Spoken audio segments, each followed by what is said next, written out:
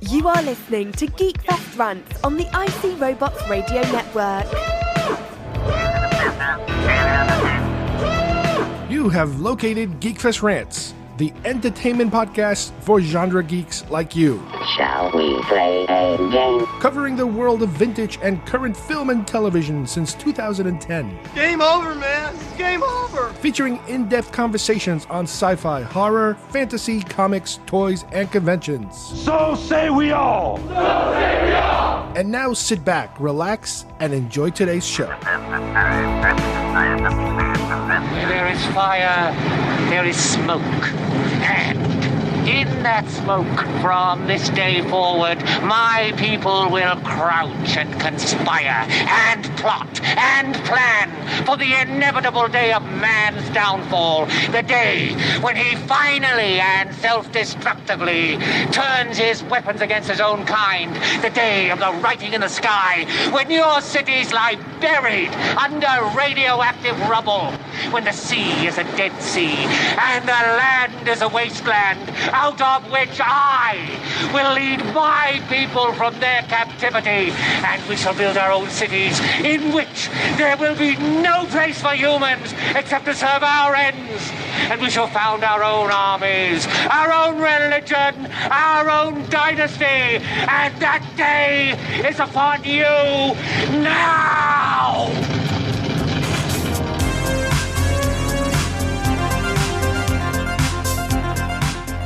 Hi everybody, and welcome once again to GeekFest Rant. My name is Carlos Perrone, and today we are returning to a familiar environment that we visited before, and that is Planet of the Apes. We are joined by a guest that's been here before, and we are going to discuss a couple of new books having to do with events that take place in between and while you're watching the first two films. Planet of the Apes is a very special franchise that has been around for a very, very long time and has rebooted itself quite a bit through the ages. And just like with other franchises, you could call it expanded universe version of this particular franchise has gone on not only beyond the original films, but through comics and books, originally a long time ago, but very recently there's been a new wave of books that are delving into an area that is very, very fascinating and brings us right damn smack into the events of some of these films, especially the first two. So let's get started with Planet of the Apes.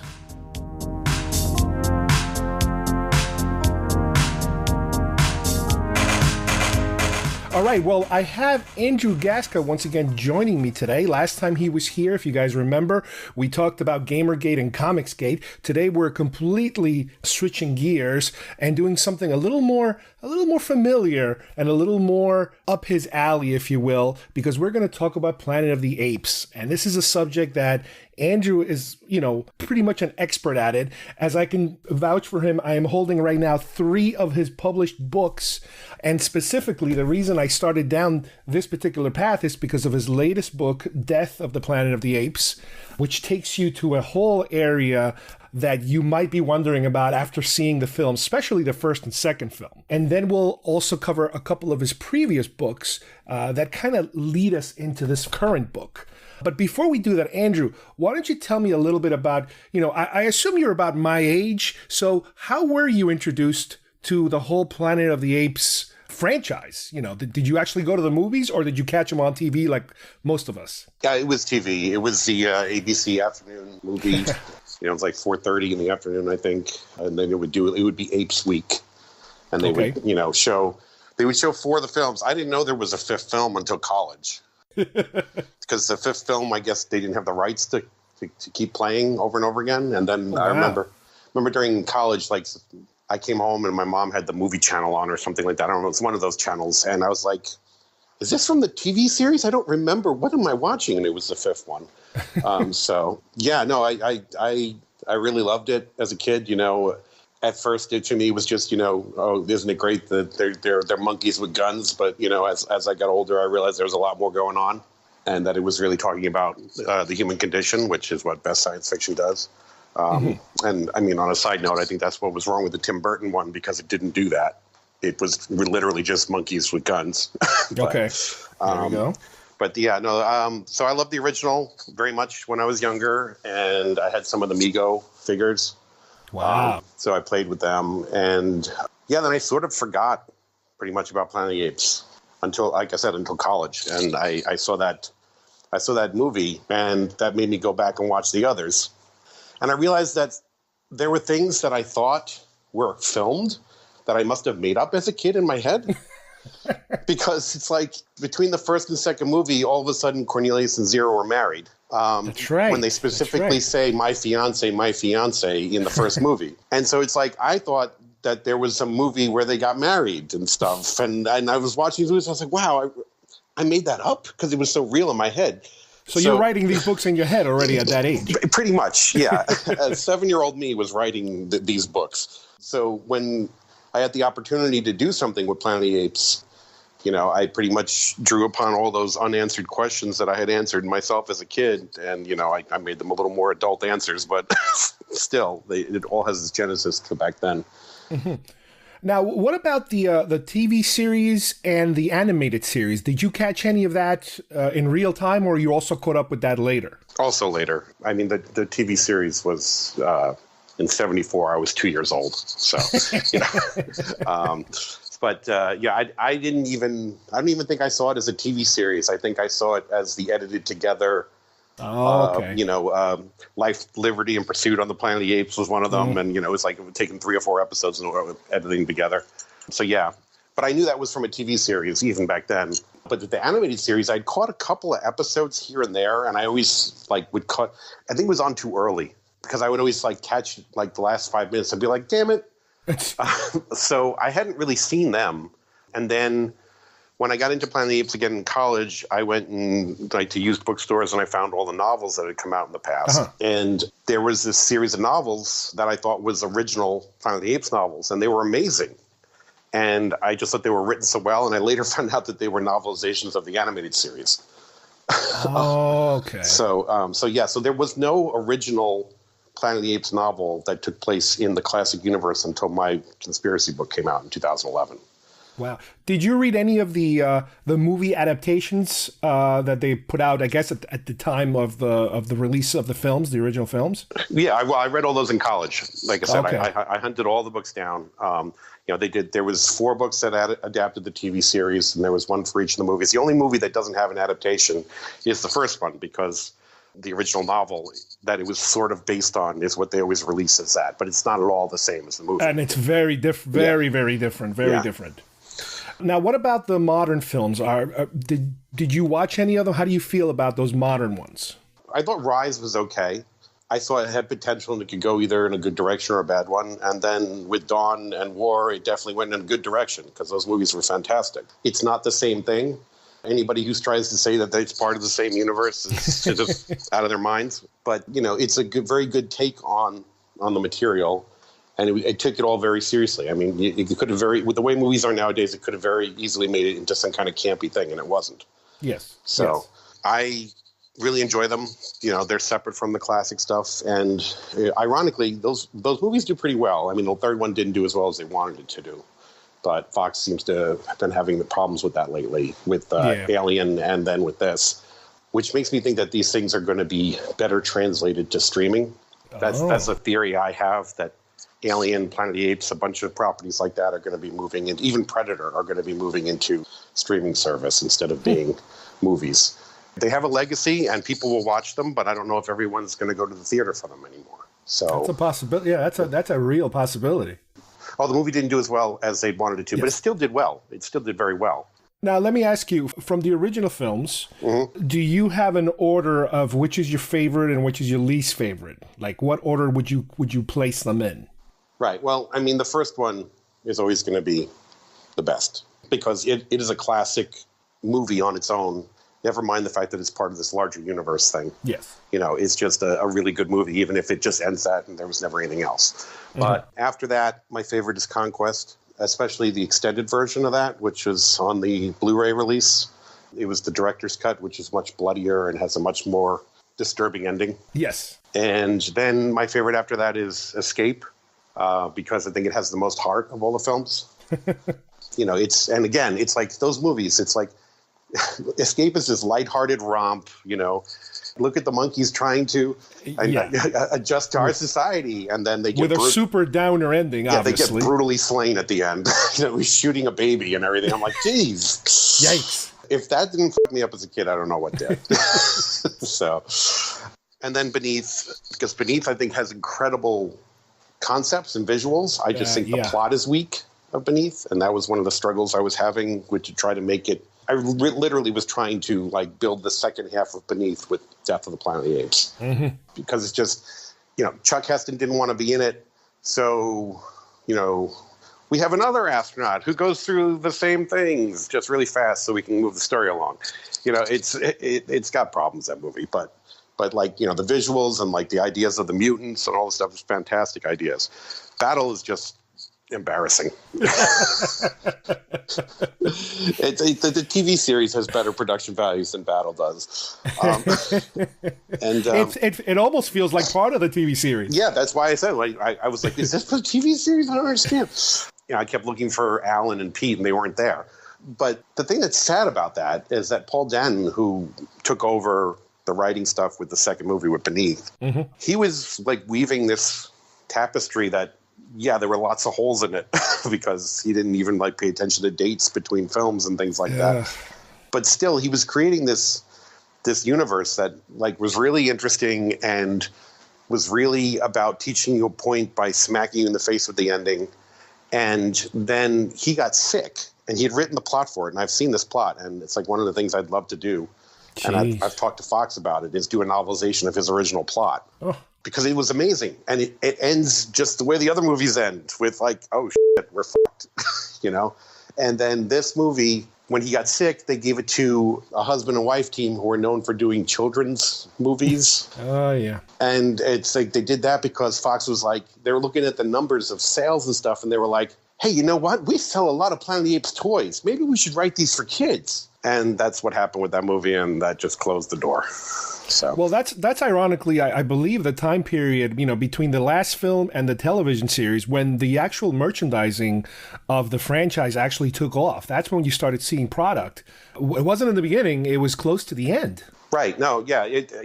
It was definitely in that. I thought it was before Battle, but you might be right. Maybe I'm wrong about the selling of the toys. Maybe it was after. Interesting. Yeah. Now, I completely agree with you. I used to have, obviously, the first one was always the best. Then the second one, I used to like it because of the production value. The fact that they were able to bring so. And obviously, if you read the history of the films, every film there was a little less money and a little less money and a little less money. And you could kind of see that. But the second one retained a lot of the look and the feel of the original. Granted, like you said, Charlton Heston didn't want anything to do with it. They convinced him to do a quick cameo that turned into 2 scenes eventually. But you could tell they were kind of we need a clone of Heston to kind of lead this film because we don't have him anymore. Yep. But Conquest, little by little, has become my second favorite one for completely different reasons, because it actually tells you the pre-story of what happened, and it's very, very political too, which the more you watch it, the more that you can make these connections with what was happening, not exactly in the 70s, but definitely late in the 60s. Yeah, late 60s. So that's definitely an area that I can appreciate more and more. Like you said, with the one with the more lighthearted one, yes, it's a little more lighthearted with a really twisty, dark ending. But I still like the way that they were able to connect this mythology of the science, of the time travel science, the scientist that theoretically invents it. Oh, Half-Life, yes. Yeah, and how they, even though they're not very good at it in terms of portraying it on the films as the films get older and older, there's still a thread that you can follow of, okay, this is where this leads to, and this guy leads to that guy. And even some of the guys that show up later that are supposed to be government guys, it's the beginning of the mutants. It's that whole thing kind of, you can say, all right, that's where that connection, goes off into. Now, let me ask you, when you were putting together these books, I always heard, because my connection is more with Star Wars, how some Star Wars writers, they're told, you cannot go here, you cannot go there. Did you have a free range of where you wanted to start with Conspiracy? I had a very unique situation with this. I had been working for Rockstar Games and making very good money there. And I pretty much had given up on breaking into comics or novels or any of that stuff. I was just making good money doing that. And I was like, all right, this is what I'll be doing. I went to the comic shop and there was a new Planet of the Apes comic book on the shelves. And I was like, oh, who's putting this out? Is it Dark Horse? Is it Marvel? Is it DC? And it was somebody called Mr. Comics. Oh. And I'm like, who the F is Mr. Effing Comics? And if they can put this out, why can't I? Was literally what went through my head. So I hired an entertainment lawyer and I decided I was going to start Blam, which is my studio, book packaging studio. Mm-hmm. And we reached out to all these companies to try and get licenses. I actually almost had Star Trek because it was right after Nemesis and Enterprise had tanked. So they were at a low point. Yeah, and I almost had it. And the licensing person I was dealing with, who was negotiating the deal, had gone on vacation. And this brand new company called IDW had come in and put in a bid of $15,000 more than I had. Oh, jeez. And her boss just signed off on it without giving her a chance to see if I could offer the same. And back then I was making a ton of money and I totally could have done it. So that drives me crazy every day. But I wound up with Space 1999 and I wound up with Planet of the Apes. Wow. When Fox was interested, I went to them at the licensing expo and had a meeting with them. And I told them what I wanted to do. Now, at this point, Mr. Comics had screwed up their license. They had put out, a 5-issue miniseries, which was actually pretty good. There's some really good stuff in there. It takes place right after Conquest. Oh, okay. But they were supposed to, part of the deal was that they were supposed to collect it and get it in bookstores. And they were a small company, and they didn't take care of their final part of it. So Fox was pretty much annoyed with the whole situation, and this was what gave me the opportunity to get in there. So I told them what I wanted to do, and I said, well, I want to do a series of graphic novels that take place in between the movies to tell the missing parts, because there's lots of holes in the plots and everything. And they're like, well, wait, graphic novels? Like comics? Because we don't want to do comics. Comics has a bad taste in our mouth after what happened. We don't want to do comics at all. Oh. And I said, well, when I say graphic novel... You're like shifting gears. Well, hold on a minute. I'm trying to something different here. Yeah. I mean, like, I said Aliens Tribes it's like this book where it's like paintings and there's text in it. So it's really not a comic. And it turned out that the exec who I was dealing with, she says she was the licensor who worked with Dark Horse on Aliens Tribes, and it was her favorite project ever, so I was approved on the spot. So just pulling that out of the air was really lucky for me. They don't have someone there like they do for Star Wars, which keeps track of things and is like, hey, this has to be like this. They don't have, they did, at least they didn't then. They do now, and that person happens to be me. So, I didn't have any restrictions on my latest novel because of that. But yeah, so basically I wrote the book and they were like, guess it's good, and they let it come out. There was absolutely no changes. Unfortunately, Conspiracy was, because of what was going on with the publisher at the time, they printed my final draft instead of an edited version. It's so there's lots of typos in there. So it's driving me crazy, which, a lot of people are like, I didn't see any typos. I'm like, that's because you were enjoying the story, so that's fine. Now, the artists that you used, did you have to hunt them down, or they did that for you? Or they suggested people? I did it. I mean, I got the licensing deal to publish the book myself. So I paid them a licensing fee. They were going to get royalties. I got the book pretty much mostly done, and then I decided publishing is a nightmare. I don't have any of the distribution channels I need, so I decided I would find a other publisher to release the book through. So I got Jim Steranko, I got all those guys to work on the book. Now, did you give them a specific scene that you wanted painted, or you let them read the whole thing and let them pick what they wanted? Well, the book wasn't even written when they were doing most of their paintings. I had a rough layout of what was going to go on. And I was like, yeah, let's do a painting that has this going on. And now that has to happen in the book now. Well, I absolutely love, especially the drawings of the Liberty ship, because it's so hard to find something out there other than the official pictures. Right. But then you can see the rest of the ship and what's connected to. And even if when I'm reading the further books, even on Death and the Planet of the Apes, then I can reference Conspiracy to see where all these connections are and how these ships actually work. Yeah, I was very lucky to get Andrew Probert to design that. He designed the Cylons on the classic Battlestar. He designed the Enterprise for the motion picture, and he did the DeLorean from Back to the Future. So I mean, he was on the top of my list. Now let me ask you a question, because I'm always a little confused about this. I understand you have the Liberty designations for the different ships, and obviously there's more that we don't see, but they're referred to. How does the Icarus name come about? So the Icarus thing was never an actual name. It was a fan name. So I was going to use it in the novel originally, because it's so prevalent that no one even realizes that it was really a fan name. It's like, where is it coming from? Mm-hmm. It always bothered me, because I was like, okay, so the ship that falls out of the sky is named after the dude who falls out of the sky? That's kind of stupid. That's like naming a ship the Titanic after the Titanic. Yes. So it's like, it always bothered me, and I was very happy to find out that it was not official. And while I was writing the book, they released an anniversary Blu-ray set that had a newsreel type thing in it. Oh, yeah. And they called the ships Liberty 1 and 2 in that. So I just changed the names immediately, because I was like, I didn't want to use this Icarus bullshit anyway. But I kept the idea of it in relation to what you find out in the second book, if you know what I'm talking about. Okay. So I'm sure we'll get to that when your questions come up for that. But yeah, so basically, spoiler alert, the ships are reverse engineered from something that fell out of the sky. Right. So it's Project Icarus becomes Project Liberty when we design our own versions of it. So now that's one of the things I noticed, is that especially with Conspiracy and Death, is that the story structure goes back and forth different times, remembering very important events. And in Conspiracy, obviously it's the Landon story. That's the focus of the story. We're learning how he got to that point. Where we see him, walking around like a zombie with the scar on his head. It gives us everything that led up to that. But we also learn about the Juno mission, which that's completely yours, right? It's mentioned in a one-liner in that newsreel. Wow. Yeah. So you were able to get a lot of stuff from other sources that are, I guess, I don't know if you can call them, can you call it canon, or it's more promotional material? I mean, what do we call that? Well, it's canon now, because I included all the information from that in my book. And one of the things that came out of Conspiracy is Fox at one point was trying to do hub websites for all their major properties. There was a change in command, and that got dumped. But they were working on that, and they were trying to figure out the Planet of the Apes timeline, and it made no sense to them.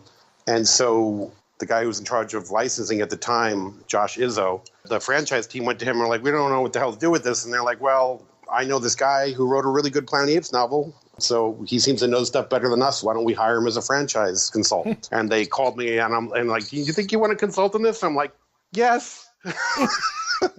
Yes, please. I was like, finally, my useless knowledge is useful. So I'm their franchise consultant on that. So when they have a question, they call me. They call me about Predator and Alien as well. Wow. I got a really interesting phone call asking me if it was random. This was back in November. It was random, months after I stopped working on the Predator Bible. I got this call from Fox, and they're like, do you think the Predator's self-destruct is nuclear or not? Hold on, let me check. And I said, there's really nothing that clarifies it is. I said, people think it is because of the mushroom cloud, but it's really cool if it's nuclear, so I'm going to say, yeah, it is. They were trying to figure out if someone would get radiation sickness from being too close to the proximity of it for some story that's coming out. So I was like, it's awesome that I'm the guy they called for this. That's pretty good. Yeah. That's pretty good. Now, one of the things I also noticed about Conspiracy is that, we hear about all these experiments that they're doing, and the way that in the film they refer to research, it's animal experiments. And I guess it's supposed to be a correlation to, like, now, let's say, for example, cosmetic experiments or medical experiments and that sort of thing. And you really, unless you're an animal activist, you really don't have that much of a connection to it. But in this book, the things that are described that are being done, it is like some horrendous, Silence of the Lamb kind of stuff. Yeah. I had seen some documentary thing on accident. And I say on accident because I really regret having seen it, where they were doing this experiments with dogs, trying to attach a second head to a dog. Oh. And the dog lived for a day with the two heads, and both heads acted independently and all this other stuff. And it's just some really messed up stuff. And I thought, maybe I should show because Planet of the Apes is supposed to show the reverse angle of everything. What if, we show apes doing this to people? So now let's jump to the next book. And again, this is not the order I read them in, but the next book is Tales from the Forbidden Zone. Now, here you're involved with Titan Books, and this is a compilation of many short stories, correct? Yes. So what had happened with this is I was always supposed to do the 2 books, Conspiracy and Death. Mm-hmm. Because of publisher delays and whatnot, because Archaea, the publisher I had, got bought by another company, and then there was this whole thing, my rights lapsed. And when I wanted to renew them, the guy, Josh Izzo, he said, I'm sorry, because Fox has changed their policy. We don't do small deals like this anymore. So unless you can promise us $100,000 and blah, blah, blah. I was like, yeah, okay, that's not happening. Quick question. Was Death supposed to be also a book with art in it or a regular book? No, they were both supposed to be illustrated novels. I see. Yeah, I had the license to do 2, and if they did well, I could expand the license to do 4 more. So I have 6 books that were plotted. So the guy at Fox pretty much convinced, he said, okay, I'll tell you what I'm going to do. Titan just got the rights to do novels for the new version of Planet of the Apes. Says, I'll see if they want to activate the classic license, and if they do, I'll tell them, you got to write it. And I was like, okay, I'm good with that. So the stuff moved over to Titan. I started working on Death, but while that was going on, my friend Jim Beard started the anthology book. He's one of the editors on the book. Right. And they asked me to contribute a story to it. So let's talk about the actual story, because when I started reading that short story, I'm like, wait a minute, where exactly are we? I was a little confused. Mm-hmm. And obviously it takes place in the animated world. Yes. At least in that time, I don't want to call it timeline, because are we, in your particular version of canon, I assume there are different timelines. Now, granted, because time travel is not something that's real right now, the writer gets to make up the rules. So, whether you're dealing with Terminator or Back to the Future or whatever, somebody has to establish the rules that either everything resets itself because the person with the time machine makes the rules, or they are existing multiple timelines happening, all over the place. Where are we with this particular story as far as canon goes? So when they hired me to basically work on the Planet of the Apes Bible, the timeline was the thing that they were having the trouble with. Because the timeline of the animated series actually takes place during and after the time of Beneath, and the world blows up in Beneath. So, and they had no cars in Beneath, but they're driving cars and flying airplanes in the animated series. So they were really confused about all this. So basically, I mean, it was all right there from the 3rd movie and the 5th movie when Hasline and then Virgil, the orangutan advisor to Caesar. Time is a highway with an infinite number of lanes. You change your lane, you change your destiny. So I went with that as the blueprint for Planet of the Apes. So basically, every single astronaut that left and disappeared and wound up showing up in a Planet of the Apes, they all leave from Timeline A. Okay. Which is why the reason for this is Taylor launches from Timeline A, never shows up. Okay, we'll send Brent now. Okay, that didn't work. We'll send these guys. Okay. Escape is the beginning of Timeline B, because Cornelius and Zira show up in 1973, but several astronauts launch after that and are surprised to find that there's an ape future. So clearly they couldn't have launched from that timeline. So Timeline A, all the astronauts launch that are from everything. It eventually becomes a TV series. 1,000 years after the TV series, it becomes the first 2 movies. Cornelius and Zira and Milo go back in time, create Lane B. Lane B is escape. And conquest? And conquest. And battle. Okay. And battle. Got it. Something happens, which is the plot of a future book of mine, which I cannot get into details of. Got it. But something happens where something comes back in time during Conquest, which shifts Conquest into the director's cut of Conquest. Ooh. Okay, which forms Lane C. We need charts for this. We need a chart. Where's my whiteboard? Hold on a second. So, and C would lead to Paul Denn's original plot for Battle. And so it would be C is a very dark future. If there's a story I want to read out of everything apes related, to me it's all Conquest related. Yeah. Something out of Conquest, because that is such a rich environment to kind of mine more stories out of. You should definitely check out the Mr. Comics comic series of Revolution on the Planet of the Apes. It's really good. Okay. I think you'll like it. Because it's, like I said, it takes place right after. They're still in the city. So it's not even, they haven't even left the city yet. It's like the next second after the movie. And in a way, they're able to, by giving them more technology to interact with technology in a backhanded way, it kind of brings you back to the first book, which was way more technological than anything we've seen in the first couple of movies. Right, totally. So I almost didn't connect this here. So Lane B, right? It's Escape. Yes. It's the original version of Conquest. Mm-hmm. Well, I say original, the one we know. The one we right. The original one is technically the director's cut.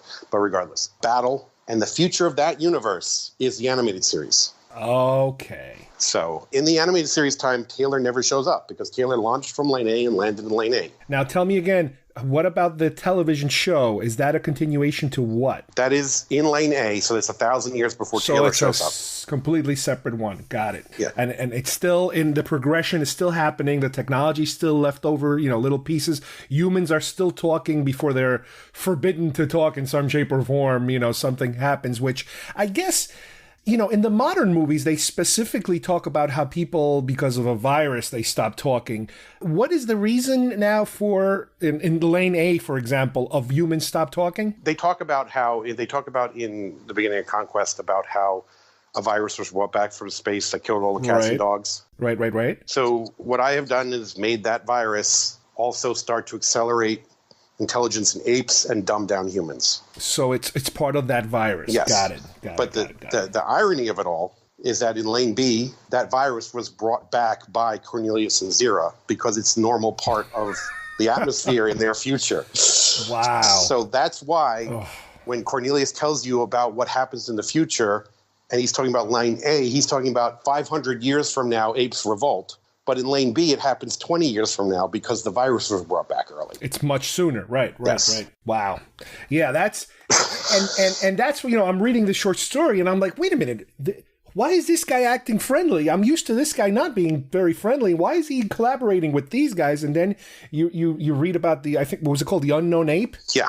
Yeah. And it's like, okay, now we're getting into something really, really out there that it's like, whoa, I've never even thought of this possibility. Have you seen the animated series recently, at least? Or I've seen a couple of episodes, but I've never seen it in order. I must have just hopped around a little bit. What sucks about that is, and that's exactly what had happened to me originally, it's a continuing story. It's so much better than the TV series. I love the actors in the TV series. But the storylines are just, the 1970s, fugitives on the run, go to a town, help the town get out before the bad guy shows up. It's the Incredible Hulk. Exactly. It's exactly the Incredible Hulk. But the animated series, it's definitely worth taking a look. But there's an episode where someone raids the tomb of the unknown ape in there. And that's where I got the idea for the unknown ape. That's where you jumped off of that. Yeah.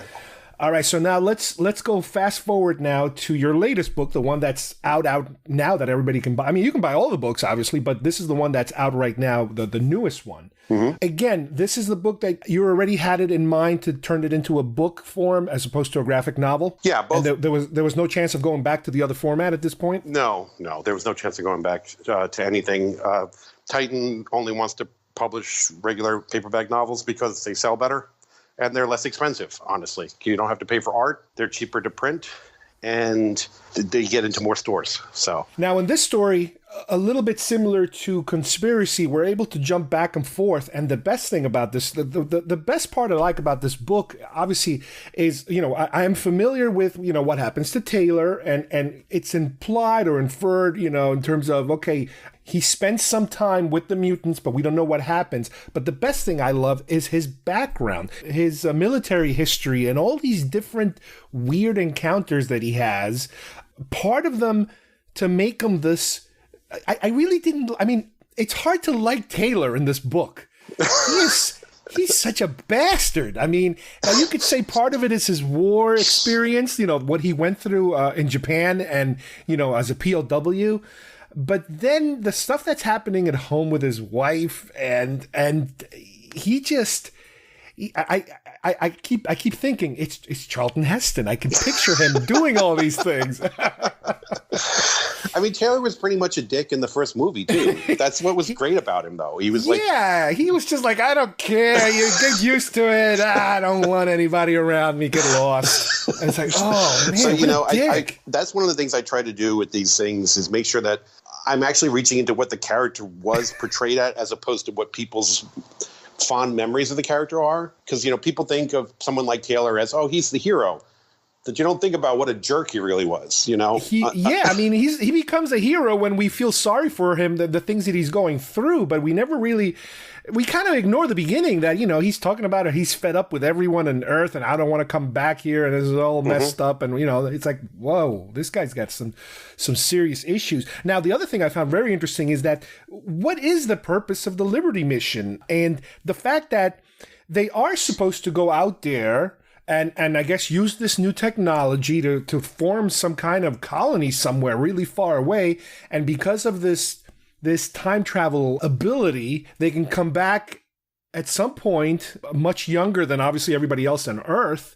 But they're supposed to colonize. And it's like, they're really supposed to colonize with like 3 or 4 people? It's like, wow. See, this deals with like BS stuff that was believed back in the 60s. So, that's another thing I tried to do, and both of those books is like I made sure I described the computers as being noisy with magnetic tape and things like that. It's like I tried to make it as if the books were written based completely as they would be back then. So if someone had a stupid theory back then and it worked for the story, you got to follow through. Yes, exactly.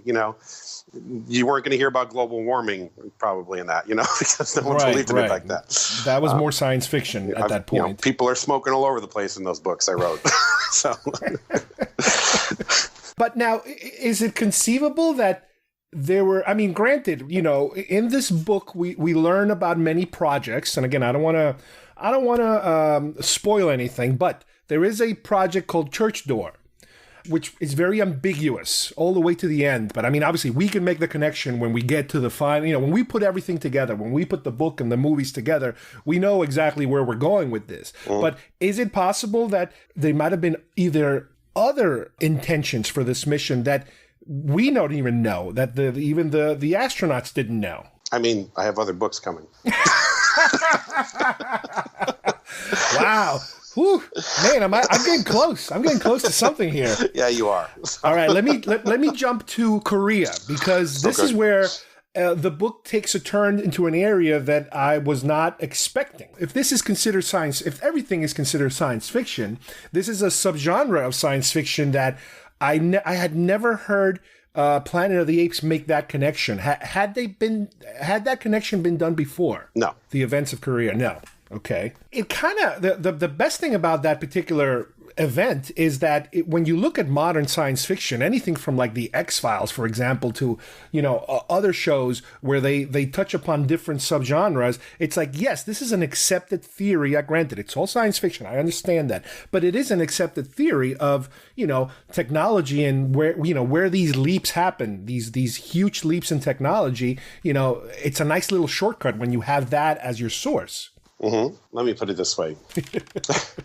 There's a clue to that in the short story, actually. Okay, I got it. And okay. There will be more information revealed in the next couple of novels. So if you want to find out the full story, everybody has to buy enough of these books so that they make me do all 6, okay? Damn it, come on. Put these books out. You can't tease us like this. I'm holding you hostage. So. Let me ask you something else. The mutants. Yes. We have a very one-dimensional view of the mutants from the second film. Here, with your different books, you've been able to kind of tap into a different kind. They're all kind of in the mutant world, more or less. Some of them less advanced, some of them controlled by mutants, some of them independent. Did any of that come from other canon, or you made that up? Specifically, like, what do you mean? Like the big brains? The brains, or those white creatures that are attacking Munkrout and Zhao? They all make appearances of one kind or another in the Marvel comics from the 70s. So that's where they're coming from. Yeah, so those brains were the bad guys in Terror of the Planet of the Apes, but that takes place about 1,000 years before this. So they were in a different position. They were in power then. So I'm showing what happened to them over the centuries since then.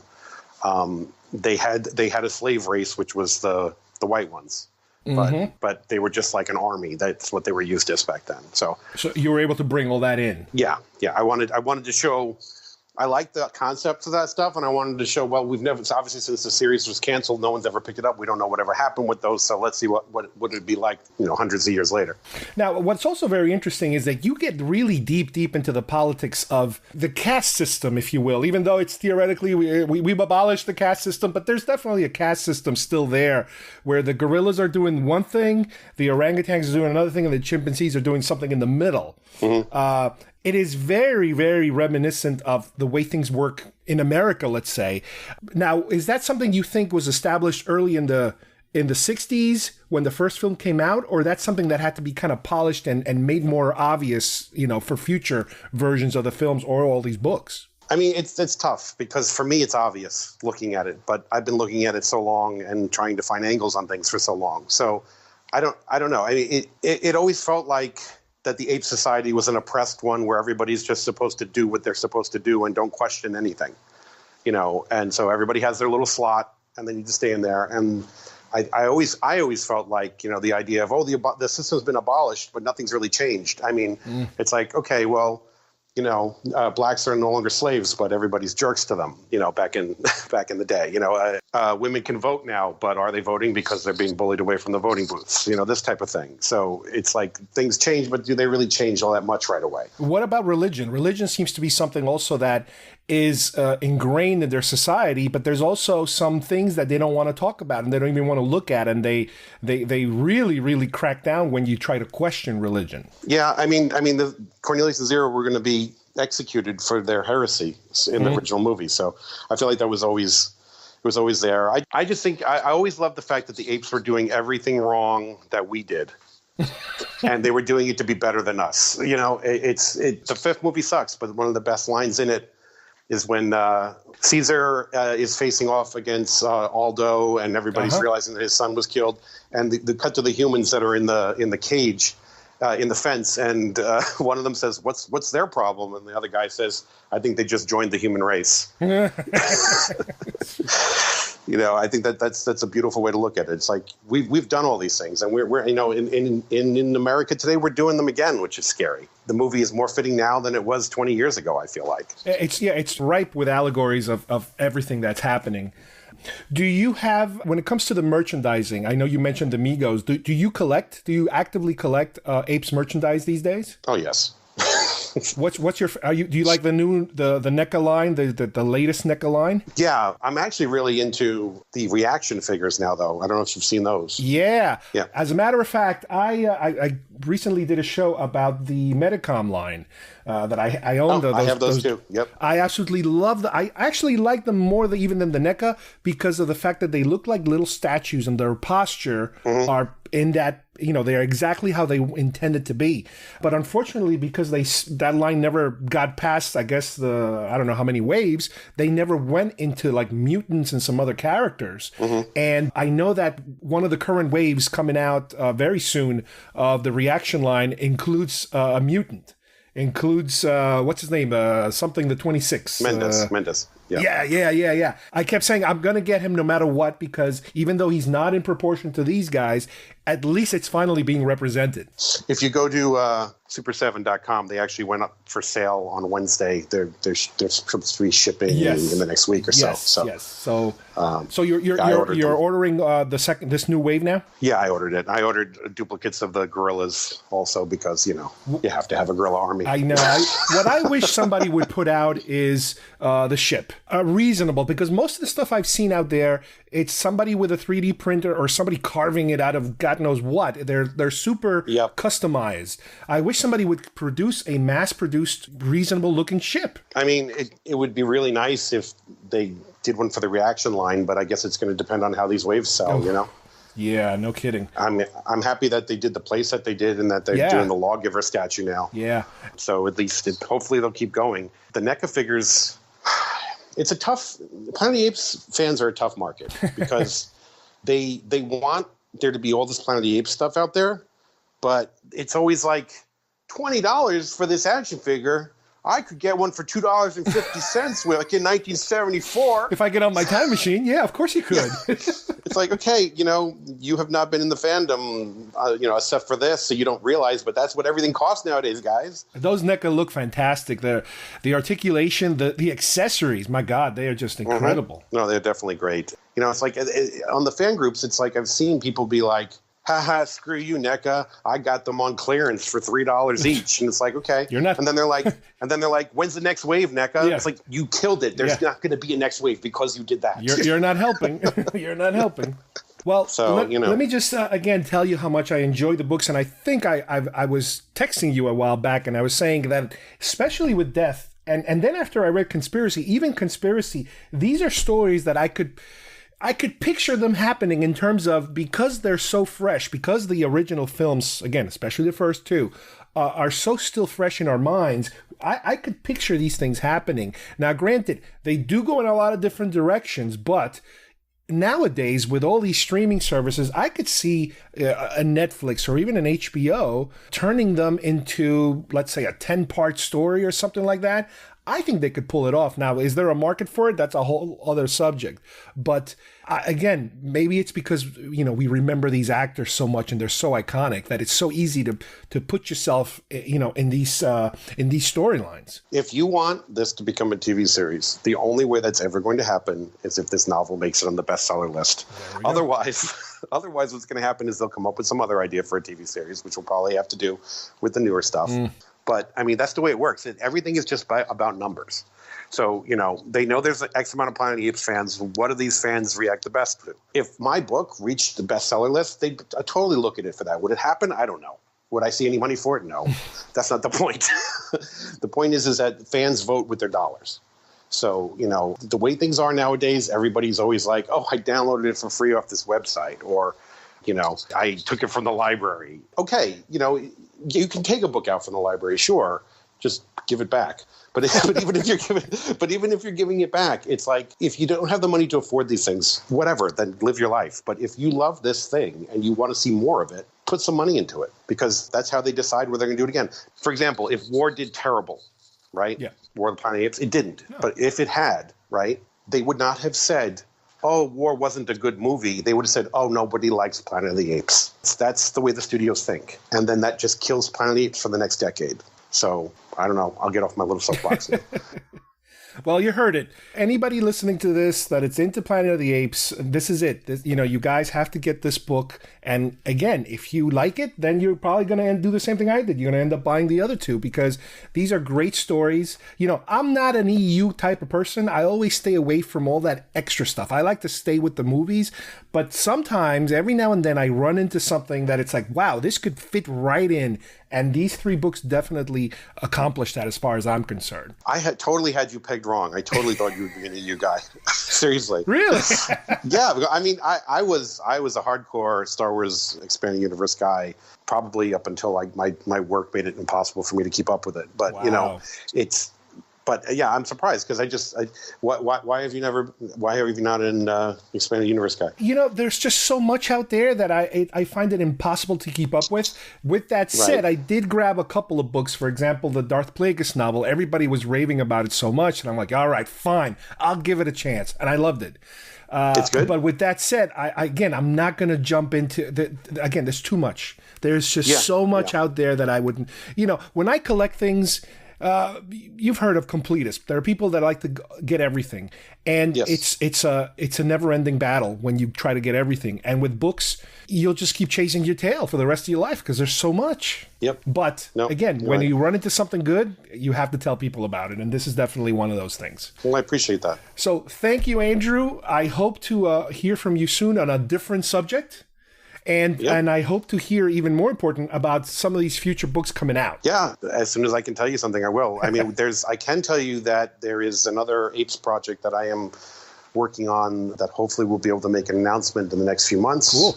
It is not a novel. It is something else. And if you want the exclusive... well, keep me informed. Definitely. Thanks a lot. It's great talking to you. You got it. Bye-bye. Well, I would like to thank once again Andrew for joining me today.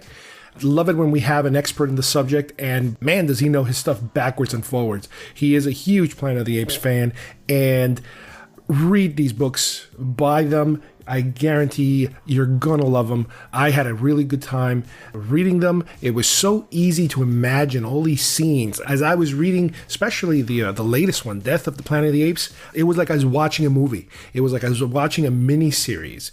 And, you know, when you have such iconic characters that only seem to have lasted one movie, but they're like superstars. You know, those images kind of like burn into your mind, and it is so easy to imagine all these events taking place in between the scenes as certain things are going on.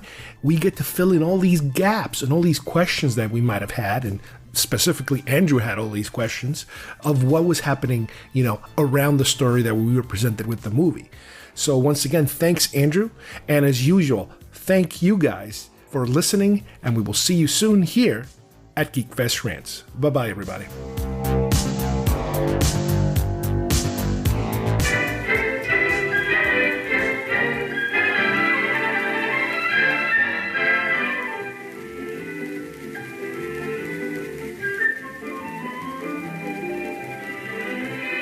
ANSA. What do the letters stand for? Are they just another anagram in the alphabet soup of national bureaucracies? What do they mean?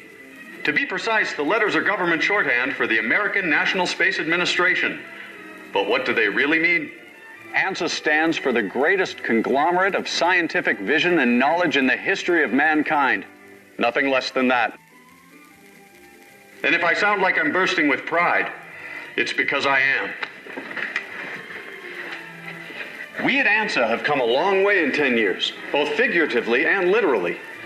From a science fiction dream in the fertile imagination of Chairman Dr. Otto Hasslein, the program quickly progressed to the first manned spacecraft to orbit the Earth. With the combined brilliance of the finest minds in aerospace science, Dr. Hasslein then turned his attention to exploring other worlds, landing men on the Moon, and then the red planet, Mars. But ANSA's vision could not be limited by our own solar system. Human exploration of Earth's neighboring planets served as only a prelude to ANSA's further ambitions. Photon propulsion and near light speed travel have now allowed Dr. Hasslein and his team to target distant galaxies and nebulae for their next destinations. The result? Project Liberty, in which a manned spaceflight will be sent to the distant constellation Centaurus, 4 light years away. The purpose of the mission is a selfless one: to increase the knowledge of man for yet-to-be-born generations. This is the Liberty One, a winged chariot that will propel man into the greatest adventure ever conceived. Built to withstand the pressures of near-light-speed travel, the Liberty represents the technological crown jewel of the ANSA fleet. After a 5-year series of exhaustive tests and prototypes, the ANSA team are confident that it is ready to carve its place in the annals of history. Like a shooting star, the Liberty will slice through space at velocities approaching the speed of light. Dr. Hasslein discovered that under this circumstance, time dilates. The astronauts aboard the ship will age only 18 months, while 2,000 years will have elapsed on Earth.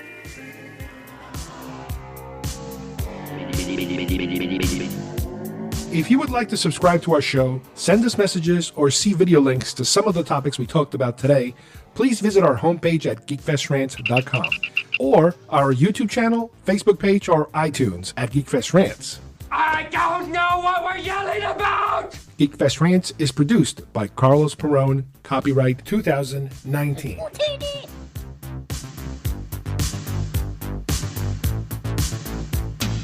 This broadcast is part of the IC Robots Radio Network. Visit icrobots.com for this and many other nerd/nostalgia related podcasts. You won't be sorry for long.